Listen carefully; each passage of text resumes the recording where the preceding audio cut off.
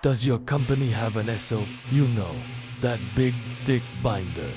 Approved, signed, audited, and then we all feel safe. But here's the kicker. Accidents still happen. A lot. Why? Why do things go wrong even when we've done everything by the book? Let's step into the meeting room for a second. On the screen, everything looks perfect. All the checklists are green. The procedures are laid out beautifully. Everyone nods. We are in complete compliance. We've ticked all the boxes. But then, we step out of that air-conditioned room and onto the actual work floor. And reality hits. It's a different world out there. The machine is running hot. The production target just went up. The pressure is on, and the clock is ticking. Suddenly, that carefully crafted procedure from the meeting room feels a little slow, a little cumbersome.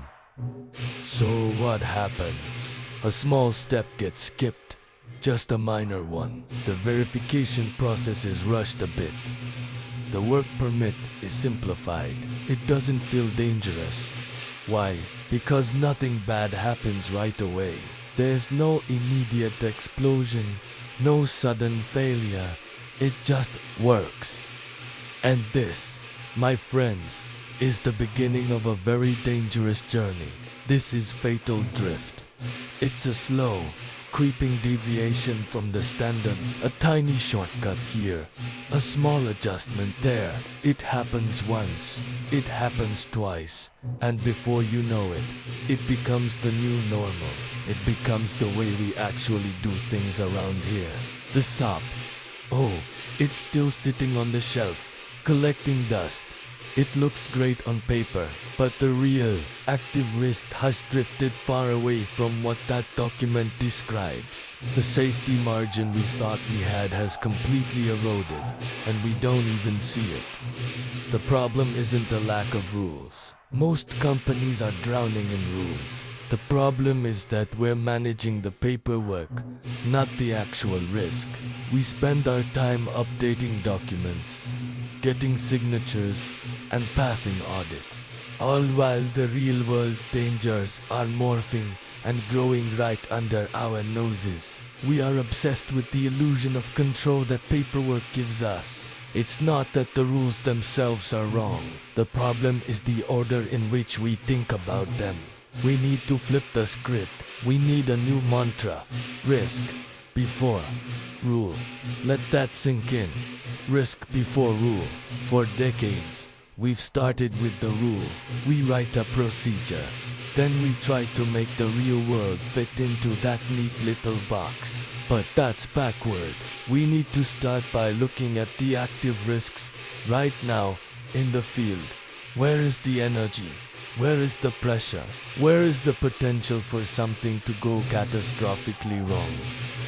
Identify those critical points first. Then, ask the most important question. Are our critical controls for asterisk, that asterisk specific risk in place and working effectively? Right now, not on paper, but in reality. Only after we have confirmed that the real-world controls are solid, then we let the documentation follow. The paperwork should be a asterisk reflection asterisk of a safe reality, not a substitute for it. Think about it. Companies don't fail because they don't have an SOP.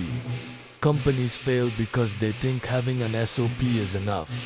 They get complacent, they fall in love with their green check marks and forget to look at the actual hazards. It's time for a fundamental shift. Stop managing paper. Start managing risk.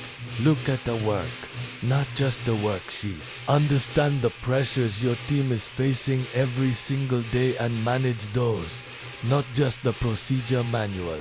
Because at the end of the day, safety isn't a document you file away. It's a dynamic, constant state of awareness and action.